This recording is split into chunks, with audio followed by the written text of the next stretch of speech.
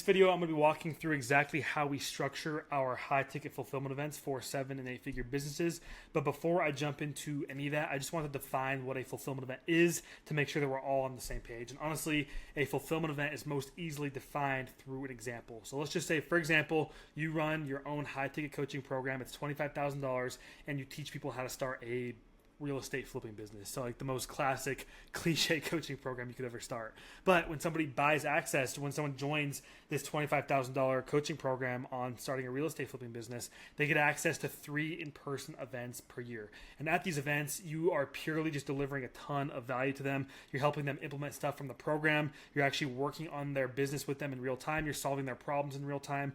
And you're creating a space for them to connect with other people that are inside the program. They're on a similar journey as them and allowing them to do shared work together. That is a fulfillment event. It's an event that is attached onto a pre-existing offer that is designed to help your clients get better results from your offer and also to connect with other people inside of the community. That is a fulfillment event. Hopefully that's clear. These are a few pictures of some fulfillment events that we have done in the past. And the reason why I'm even making this video is because we've seen a ton of demand for these events over the last 3 to 6 months. You know, for so long, the event model that everybody wanted to integrate into their ecosystem was ascension events. So an event that is used to sell a high ticket offer. And you can also do that with fulfillment events. We've had a few fulfillment events where we did have an ascension offer in place, but it's a little bit more rare. There's definitely some more nuance that comes along with that. But for so long, everybody wanted to run their own funnel hacking live where they get up on stage and they sell a high ticket offer and they close $1 million in 90 minutes. That's kind of what everyone was going after. But recently, people have been seeing the value of having internal events, internal fulfillment events for their pre-existing clients because it builds such a strong sense of community. It builds a strong sense of trust, which are 2 very high leverage things to have in 2026 and beyond as AI becomes more integrated into our environment and our ecosystem. Things are getting pretty crazy, and having that trust is going to be very, very valuable. And they're also amazing for increasing the lifetime value of your high ticket clients. You know, we ran a study actually at Fund Launch when we were just trying to see what was causing people to renew back into our high ticket program. We found that 80% of the people that were renewing every single year into our $30,000 program were attending at least 2 of our in-person events per year. And that made us realize, like, holy crap, like fulfillment events are incredibly powerful for increasing the lifetime value of high ticket clients. So that's kind of why I'm even making this video in the first place. I know it kind of seems like a random event model, but people are really kind of scrambling to integrate these events into their ecosystem as a piece of leverage to have moving forward as we kind of go deeper into this trust recession and this AI era. So that is the frame for this video. That's kind of the purpose why I'm making it. And before we dive into the weeds on how we actually structure our high ticket fulfillment events, I just want to give you a little overview of who I am. So my name is Andy Monroe, the co-founder of Bullish Events. Over the last 5 years, we've been able to generate over $10.7 million in direct revenue from live events. We've had over 6,500 attendees come through our in-person events. And through all of that, we've maintained an average attendee satisfaction score of 4.75 out of 5. This is me and my co-founder, Ethan, just posted up at some events. So that's a little overview of Bullish Events. If you want to go see actually some of our case studies that we've done, some events we've done in the past, you can go to bullishevents.com. There's a whole case study section. You can click into them. You can see the quantitative and the qualitative results from these events along with some pictures and some testimonials. So if you're curious on some of the events that we've done or some of the work that we've done, you can go to bullishevents.com and check those out. So let's actually dive into how we structure our high ticket fulfillment events in 2026 for 7 and 8 figure businesses. And the reason I say 7 and 8 figure businesses is that's because most of the clients that we work with to integrate this event model into their business are at that 7 and 8 figure range. That's because in order to have a fulfillment event that actually works, you need to have a decent amount of clients inside of your community. You know, if you don't have any clients at all and you don't have anyone in your community and you try to do a fulfillment event, it's really not going to make that much sense. So most of the people that come to us ready to start hosting fulfillment events for their clients and for their community are usually at that high 6, low 7, and sometimes 8 figure range. So just to give you some context there. Now, why even do fulfillment events? The main benefit is trust. I kind of covered this at the beginning, but I'll do a little touch on it right now too. The main benefit from hosting fulfillment events is trust. And this is one thing that's like not really talked about that much in our industry is people always talk about the trust that you need to build with potential clients. And that's why people host in-person events to ascend clients into their ecosystem in the first place. That's a model we call ascension events. The reason people do that is because events are so good for building trust. And that also works internally as well. You don't want to stop building trust with somebody once they enter into your ecosystem. So once you start hosting fulfillment events, that builds more trust with your pre-existing clients, which helps with that lifetime value, like I was saying at the beginning. And it also allows you to generate a bunch of content from these events that you can go post online and use in your marketing. That also builds trust with potential clients. So you can kind of use it for both external and you can both use it both externally and internally. And of course, trust leads to stronger communities. It leads to increased lifetime value. It leads to better results for your clients. It leads to better content. It leads to more authority in your industry. It leads to better positioning. Trust, just it's kind of the catalyst of everything. Like the reason why in-person events are so powerful is because of how much trust they build with current and potential clients. And like the same applies with fulfillment events. Moving on to actually how we design these fulfillment events. The first step is just having a high ticket offer. And the reason I say that is you don't really want to attach a fulfillment event onto a low ticket offer or a mid ticket offer because the economics don't really make sense. The finances don't really make sense. So our rule of thumb is having an offer that's at least $15,000. That way you can bake the cost of the events into the fee that someone pays when they join the program. So whenever we work with a client that runs a high ticket offer and they want to introduce fulfillment events into their ecosystem, we always advise that whenever somebody buys the program, so let's say someone buys the $15,000 program, they allocate $500 to $1,000 of that service fee to their event budget, their event fund, and they can use that money to go and host the events, just so it's done in a sustainable way, and it's not done in a way where they get in over their heads and spend way too much money on these fulfillment events. So if you're going to be running fulfillment events inside your ecosystem, I would definitely recommend like creating some sort of event budget or event fund, and every time somebody buys your program, just sending some of that money into the fund so that you're always using money that you have and not using money that you don't have. That's just a good rule of thumb for introducing fulfillment events into your ecosystem. Some examples of some of the clients we've worked with. Fund Launch had an offer of $30,000. It started at like 15 to 20 when we started doing events, and then we scaled it up to $30,000. And then Counterpart OS is a client that we're working with right now, and their offer is at $16,000. Of course, they have more high ticket offers, but their low high ticket offer, like their lowest high ticket offer, is $16,000. So those are just some offer price points that we're running the fulfillment event model with at the moment. And then a pro tip. If your offer is below $15,000, introducing a fulfillment event is an easy way to increase the prices. And that's what we did at Fund Launch. When we first launched our high ticket coaching program, I think it was like $9,800. Then we kind of scaled it up to $12,000. And at that point, it was purely virtual. But then when we introduced in-person events to the offer, we were able to increase the price point by $5,000 or $10,000, and it still converted really well because those in-person events were so valuable, and they increased the value of the program so much that it justified charging $20,000, $25,000, and now $30,000 for that program. So if you are watching this video and you don't quite have a high-ticket offer yet, but you do have clients and you do want to introduce a high-ticket offer to your ecosystem, introducing in-person events could be the one change you make to your current offer, and it could get you above that $15,000 price point. So just a little pro tip there. Now, the second step in this process is the duration. We have found the 2 to 3 days, that range for fulfillment events, to work really well. And every time we have done 1 day, people have always complained on the surveys. Sometimes with the 2 to 3 day events, we get people asking for more. But then when you get into the 4, 5, 6 day range, that's just a lot of time away from your family, a lot of time away from actually running your business, a lot of time away that your clients have to take from running their businesses and their lives and all that stuff. So we found 2 to 3 days to be a really good sweet spot. And we usually run the Thursday to Sunday model. So let's say we're doing a 2 to 3 day event. People fly in. We do a welcome dinner on Thursday. We do session all day Friday, all day Saturday, and then people leave on Sunday. Sometimes we do like a goodbye breakfast on Sunday, but we usually just leave that up for travel. That's the model we've been running recently. It's been working really well. And that's the only note I had here for duration. So yeah, 2 to 3 days. If you do 1 day, I guarantee your clients are going to be asking for more. It's just not enough time to deliver a lot of value, help them move the needle forward in their business and their lives, and also create time for genuine connection. You want to make sure that when you're hosting these fulfillment events, that you're really maximizing the value that you get and that your clients get. So 2 to 3 days is the sweet spot. And then step number 3, it's important to announce the event to your community at least 3 to 6 months in advance. And it really depends on the avatar.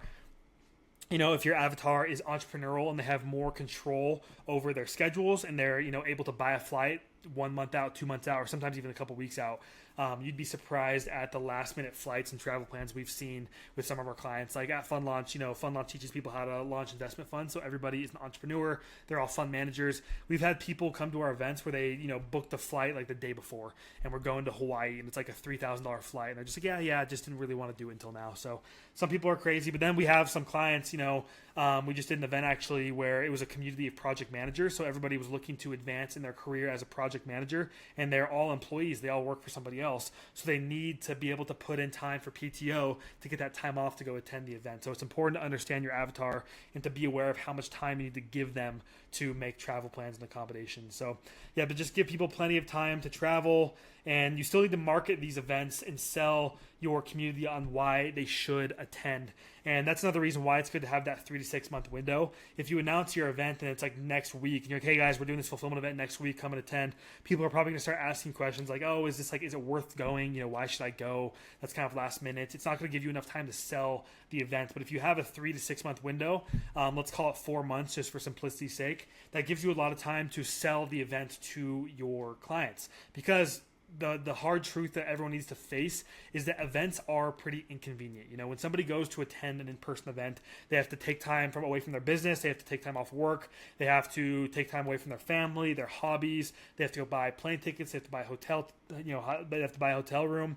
So there's a lot of stuff that goes into these in-person events. So you still, even though somebody is inside of your program and they technically get access to these events when they buy your program, you still need to sell them on why they should attend, because it is pretty inconvenient for them to attend this in-person event. So this time frame, the 3 to 6 months, gives you plenty of time to allow your people to book travel plans and have time to rearrange their schedules.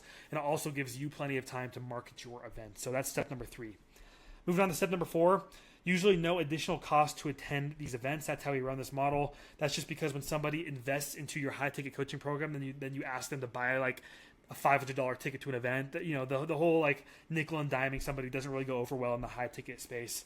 And this only applies if the offer is above $15,000. So if you are running fulfillment events, but you have like a $10,000 offer or a $7,500 offer, then that's when it's okay to charge for these in-person events, because the numbers really wouldn't make sense if you didn't do that.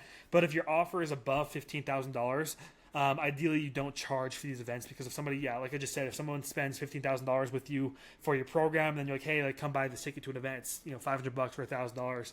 They're gonna be like, really, bro? I just spent $15,000 with you, and you're not gonna let me, get a ticket to this event. So if it's over $15,000, I would not have it be an additional cost. If it's under $15,000, that's when it's okay to have it be an additional cost. And clients cover their own travel and lodging. That's at least how we run it.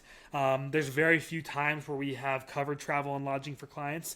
It really has to make sense, and it has to really check out financially. Usually, the way that it's framed, obviously they get access to the event itself. They get access to all of the benefits of the event. So a lot of food, a lot of drinks, a lot of snacks, the information, the community, but they do have to buy their own flights, and they have to buy their own hotel rooms. That's just how we run the fulfillment event model. So moving on to step number 5 is onboarding attendees. This is how we onboard attendees for fulfillment events. So depending on how many attendees there are, we will usually take actual onboarding calls with the attendees. So we'll jump on a call with every single attendee, and we'll understand their current situation, their desired outcome, their goals, their aspirations, their pain points, what they want to see out of the event. We download all of that information and use that to build the event, instead of just guessing as to what these people want to learn when they come to the event. And whether you do an onboarding call or an intake form, whatever it is, it's important to understand, like I just said, the current situation, the desired outcome, pain points, problems, all that stuff. You don't want to be guessing when it comes to designing in-person events. We actually did this for a long time. We would try to guess what people want to learn, and then on the survey would ask, hey, what would you like to learn at future events, or what's one thing you wish was different at this event? And everybody would basically say the same thing. We're like, why don't we just ask them in the first place about that specific pain point that everybody seemed to have that we didn't address at the event? If you do this before the event, you can just use that information to design the event. It makes your job a lot easier, and it makes the event better for your attendees and your participants. Community. Why did I put community here? Onboarding people into a community as well. Sorry. Sometimes I made this video outline like a week and a half ago, so I kind of forget sometimes what I put. Onboarding attendees, yes, we do the onboarding calls, but we also onboard them into an event community. If you are doing a fulfillment event and it's already inside of your pre-existing community, I would actually recommend talking about the event in your main community. So let's say you have 300 people inside of your community and 100 people are planning on attending your in-person event.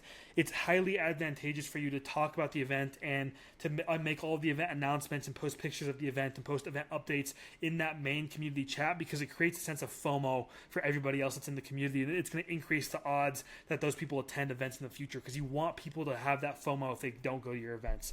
But it's important to have some sort of community, whether it's your main community or just an event specific community for these events. And of course, you want to frame and enroll them into the experience. When you enroll someone in the experience, you're basically not, I don't want to say convincing, because convincing sounds bad, but you're selling them on it. It's that you're selling them on why this is an important event for them to attend and why it's important for them to focus, to take it seriously, and to be present when they're at the event. So you really want to make sure that you're framing and enrolling people into the experiences, not just being like, hey, here's the event, come attend. You need to frame and enroll. Now, step number 6 in our process. So use the onboarding info to build the event. That's kind of what I just said. I just spoiled it. So design the fulfillment event around the 2 to 4 most common pain points, problems, and bottlenecks that you download inside of your onboarding material, whether it's an onboarding call or an intake form. You can use those 2 to 4 main pain points and problems to design the itinerary and the run a show for your event.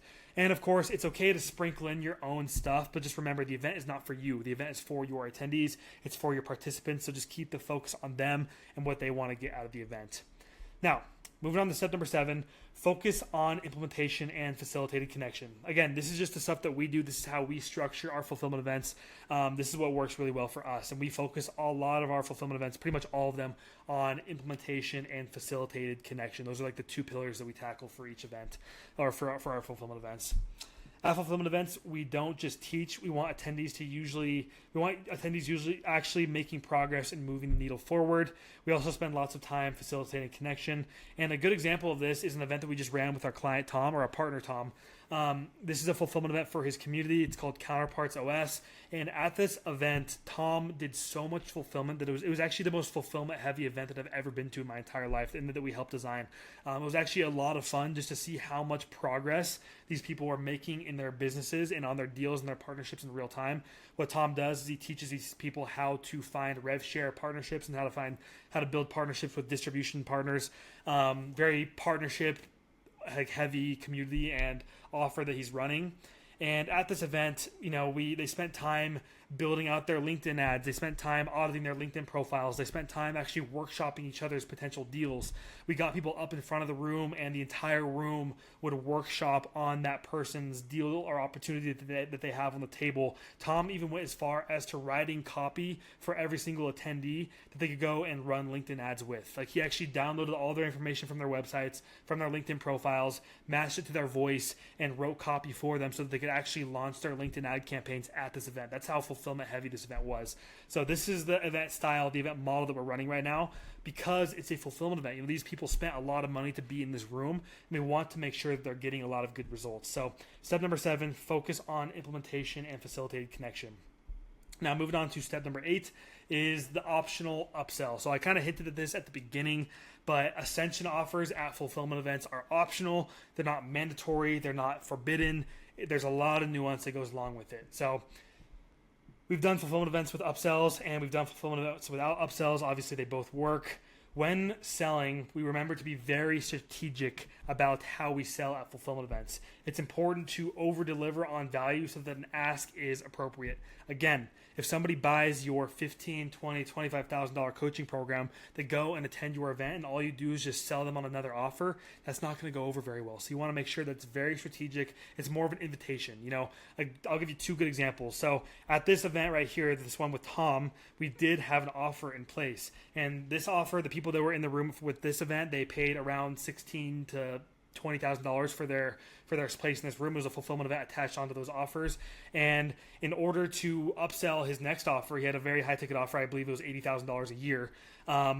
It was just a free trial. That was the only offer. Like, the offer was, you can do this for free for 30 days, and then if you like it, and if we get good results for you, then we will enroll you into the full program. But we just want to do a 30-day free trial with you. And basically everybody signed up because it was such a no-brainer offer. But we did want to just sell them on something, because the event was supposed to be a bunch of giving, a bunch of value, and because they invested so much money into the program already, we didn't want to just sell them on something else. So the whole offer was, we have this high ticket offer. It's $80,000 a year, but we're going to give you a 30-day free trial, and if we get good results for you and if you like it, then you can go ahead and pay us the $80,000 per year. But $30 or 30 days free trial, unconditional. That was the offer, and it converted really well. I think we were able to sign 2 clients into that $80,000 a year offer. And you can see there's only 16 people in the room, so very high converting offer with a lot of revenue generated from that event.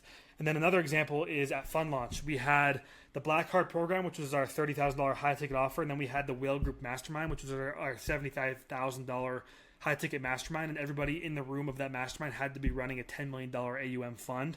And at the fulfillment events, all we would do is just show like a little highlight reel from the previous event. So for example, we went to Alaska and fished the salmon run in Cooper Landing, Alaska.